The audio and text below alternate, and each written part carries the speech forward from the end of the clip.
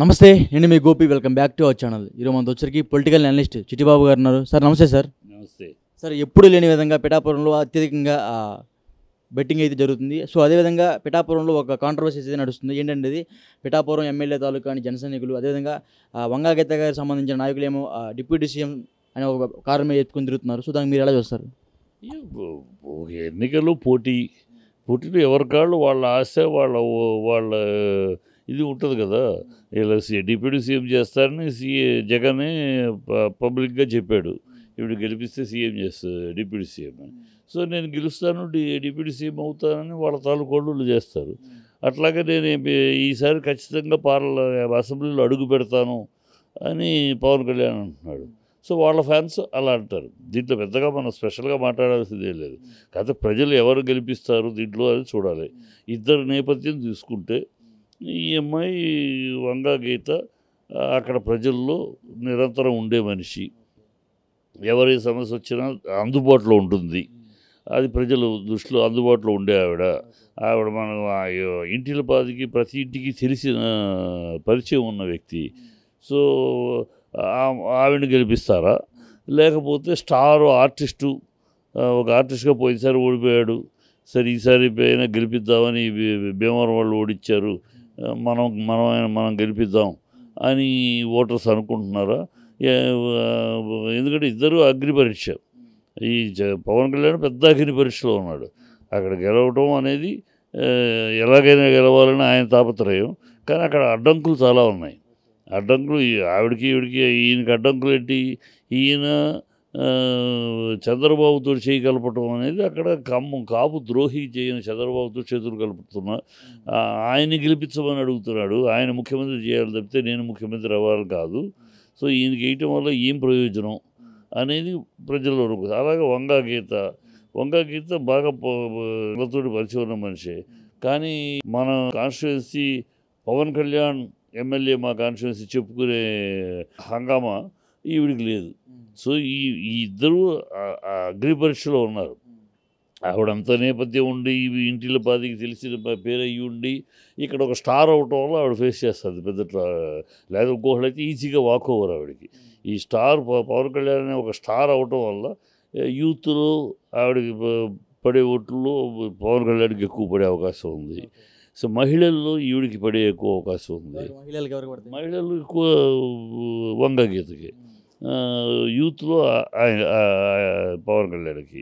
ఈ మధ్యస్థంగా ఉండే తటస్థ ఓటర్లు ఆఖరి నిమిషంలో నిర్ణయించుకునే తటస్థ ఓటర్లు ఒక 20%. ఆ 20% తటస్థ ఓటర్లు అటు ఇటు షేర్ అవుతారు.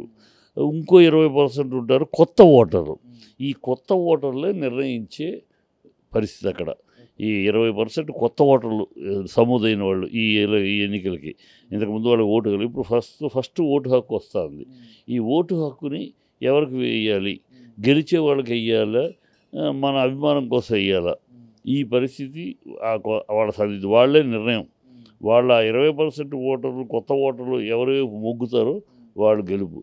అందుకనే వీళ్ళల్లో ఎవరు గెలిచినా ఓడినా 10,000 నుంచి 15,000 ఓట్లు తేడాతోటే గెలిచినా ఓడి జరిగిపోయేది. పవన్ కళ్యాణ్ గెలిచిన సరే 15,000 మెజార్టీ అంటారు. అంతే గెలిచినా 15 ఓడినా 10 నుంచి 15,000 ఓట్లు. అంతకుమించి లక్షలు 50,000 ఇవన్నీ సోది గాలి మాటలు అంతే. సో అంటే ఎప్పుడు లేని విధంగా పిఠాపురంలో అత్యధికంగా బెట్టింగ్ రాయలు అయితే అక్కడ ఏర్పడి ఖచ్చితంగా పవన్ అదే వంగా గీత గెలుస్తుంది. ఇప్పుడు మళ్ళీ రిపీట్ మార్చారు. సో దాని ఎలా చూస్తారు? ఎప్పుడు లేని విధంగా కదమ్మా. పవన్ కళ్యాణ్ ముందు కృష్ణ గారు కంటెస్ట్ చేసినప్పుడు, రామారావు గారు కంటెస్ట్ చేసినప్పుడు, జమున ఈ అన్ని సందర్భాల్లోనూ ఈ ఆర్టిస్టులు కంటెస్ట్ చేసినప్పుడు ఈ పందాలు ఈ ఊపులు ఉంటాయి. ఇవాళ పవన్ కళ్యాణ్ ఒకడు వచ్చినాక ఇది జరిగిందని కాదు. ఇక ఫిలిం ఆర్టిస్ట్ అనేవాళ్ళు కంటెస్ట్ చేసినప్పుడల్లా ఇక్కడ అవ్వచ్చు, తమిళనాడు అవ్వచ్చు, అమితాబ్ బచ్చన్ కంటెస్ట్ చేసినప్పుడు అవ్వచ్చు, ఆర్టిస్టులు కంటెస్ట్ చేసినప్పుడు ఈ దేశంలో ఎక్కడైనా సరే, ఈవెన్ ప్రపంచంలో తీసుకున్నా సరే, ఎక్కడైనా ఆర్టిస్టులు కంటెస్ట్ అయినప్పుడు ఒక టెంపో వస్తుంది. ఎందుకంటే వాళ్ళకి గ్లామరు, వాళ్ళు మాస్ పుల్లింగ్ ఫేసులు కనుక ఆ ఊపు వస్తుంది. దాని మీద బెట్టింగ్లు గిటింగ్లు చాలా జరుగుతాయి. అది పెద్ద ఒక పవన్ కళ్యాణ్ వల్లే మొదలైంది అనుకుంటే మీ పొరపాటు అది. చరిత్ర తెలుసుకోవాలి. ఏ ఆర్టిస్ట్ కంటెస్ట్ చేసినప్పుడు ఇలాగే జరిగింది. రామారావు గారు అవ్వచ్చు, కృష్ణ గారు అవ్వచ్చు, జమున గారు అవ్వచ్చు, కృష్ణరాజు గారు అవ్వచ్చు, కోటా శ్రీనివాసరావు అవ్వచ్చు. ఈ బెట్టింగ్లు గిట్టింగ్లు మామూలే. ఎందుకంటే స్టార్స్ ఆర్టిస్టులు అనేవాళ్ళు ఒక స్టార్లు. ఆ స్టార్ బరిలో ఉన్నప్పుడు ఉంటుంది ఆటోమేటిక్గా. సో ఇంకొకటి సార్, అంటే కూటమి అధికారంలోకి రాగానే జగన్ గారికి ముప్పు తప్పదంట, నిజమేనది?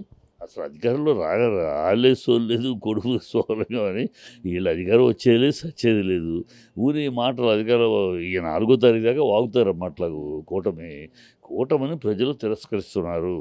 ఇక్కడ పవన్ కళ్యాణ్ తన పర్సనల్ స్టార్ వల్ల ఈ కాంపిటీషన్లో ఉన్నాడు తప్పితే కూటమిని ప్రజలు 100% తిరస్కరిస్తున్నారు. ఈ కూటమి అనైతికమైనది, అవకాశవాద కూటమి.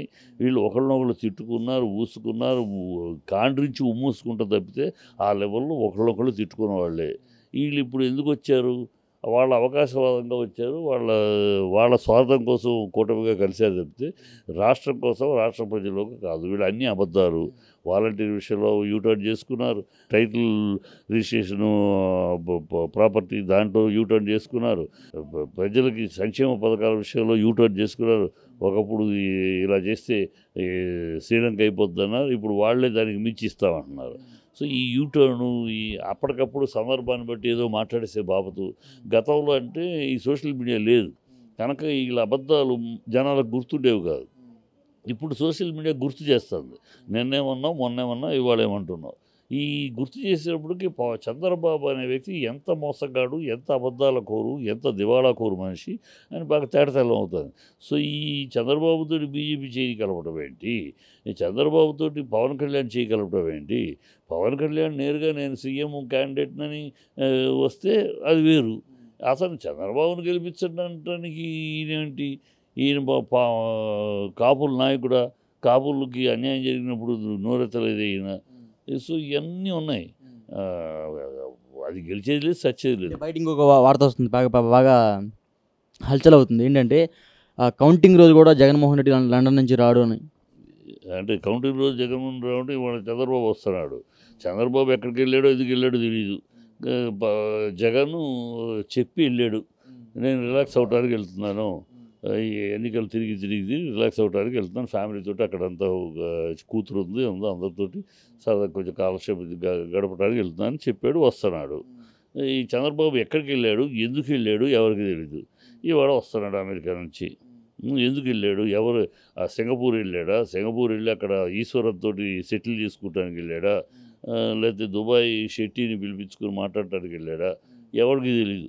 ఏ కేసుల విషయం, ఏ ఆస్తుల విషయాన్ని కాపాడుకోవడానికి వెళ్ళాడో తెలియదు ఎవ్వరికి. సడన్గా వెళ్ళాడు, ఎక్కడికి వెళ్ళాడో ఎవరికి తెలియదు.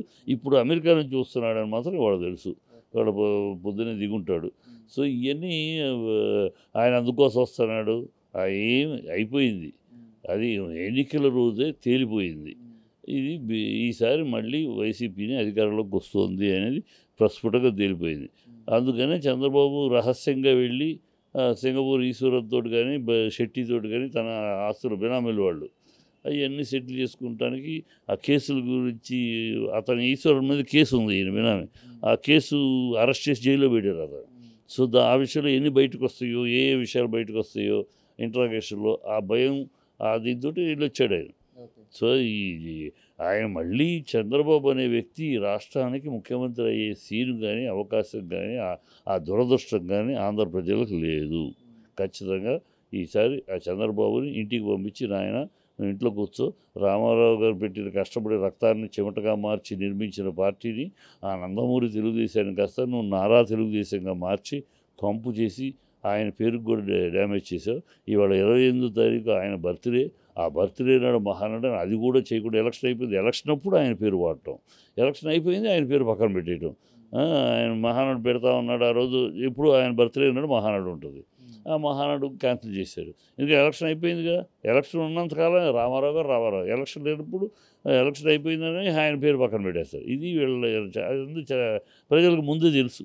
ఇప్పుడు రామారావు గారి పేరు అవసరానికి వాడుతున్నాడు తప్పితే ఆయన పెట్టిన పార్టీ యొక్క లక్షణం కానీ, లక్ష్యం కానీ ఈ నారా తెలుగుదేశానికి లేదు.